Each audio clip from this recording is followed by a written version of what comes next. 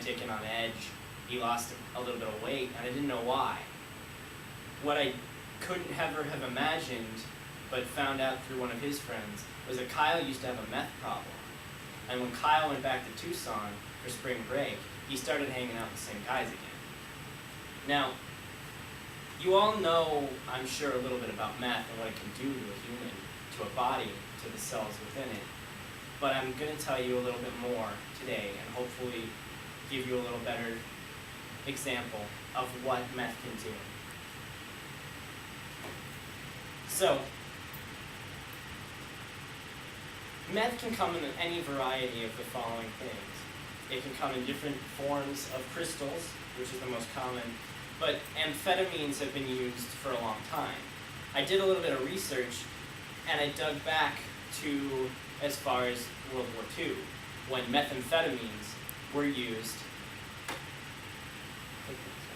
When methamphetamines were used by the German army to keep Panzer tank operators and pilots awake. They put it in chocolate and they made them take it. Now, but if we look at the history of meth, it's come a long way since then.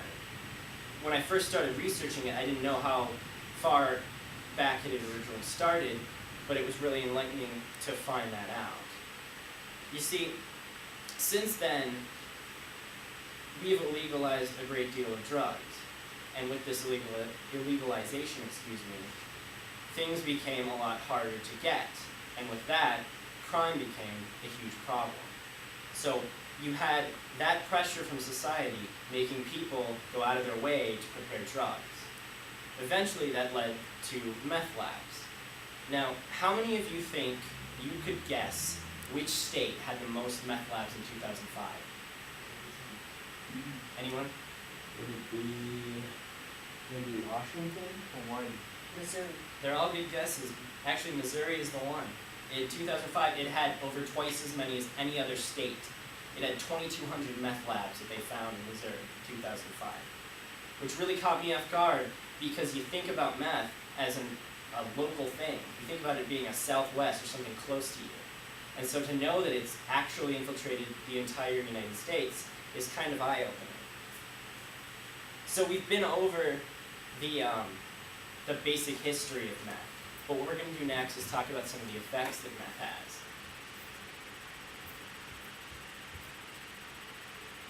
So, meth has been known to have the following chronic ailments. If you use meth long enough, these are some of the common things that happen.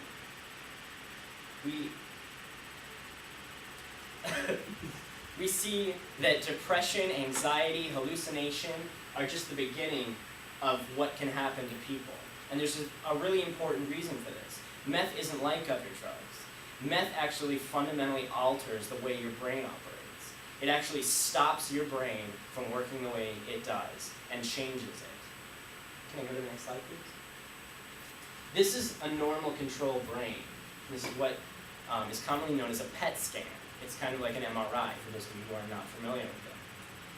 After being detoxed from meth for 1 month, you can see notable changes in the central area of the brain. After 24 months, you can see that it finally has returned somewhat to where it was before.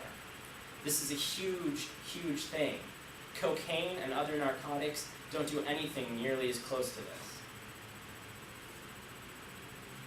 We also see that with meth, there are huge amounts of weight loss and an advanced aging process that basically takes the person that was there and makes them look entirely different. This is one example. In just 3 years and 5 months, this woman has gone from looking like a young, probably mid-20s, early 30s woman to the woman that you see on the right. Another thing that I think you guys might want to see is meth mouth. You see, when you take hits of meth, you have about 12 hours before you have full salivation back. Your mouth is dry for 12 hours. And this leads to the next thing. So when you don't have saliva stopping things from touching your teeth, and you have cravings for sugar, and you don't clean your teeth for 12 hours, things can go horribly wrong. If you then add in the toxicity of methamphetamine to the equation, you end up with this. Horrible corrosions and cavities. These are just some of the side effects of meth use. Also, one of the things that really struck me as destructive was the way in which meth can sometimes permeate the skin.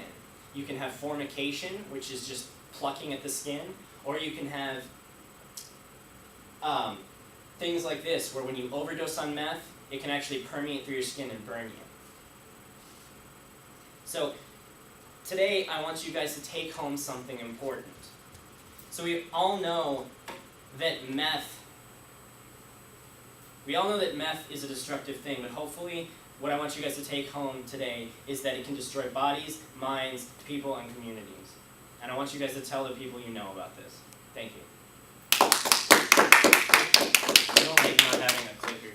That was really awful. Well, it happens all the time, you know, when you're doing presentations. I shouldn't have even used them. Meth is Hitler. Oh, Hitler, that was what I was going to talk about. I didn't have a second. They think Hitler did meth. That makes sense. Well, I mean, he had Parkinson's, and that was one of the treatments they were experimenting with. They think Hitler did meth. I know what I was going to say is, as if we didn't need another reason to not do meth, Hitler did meth.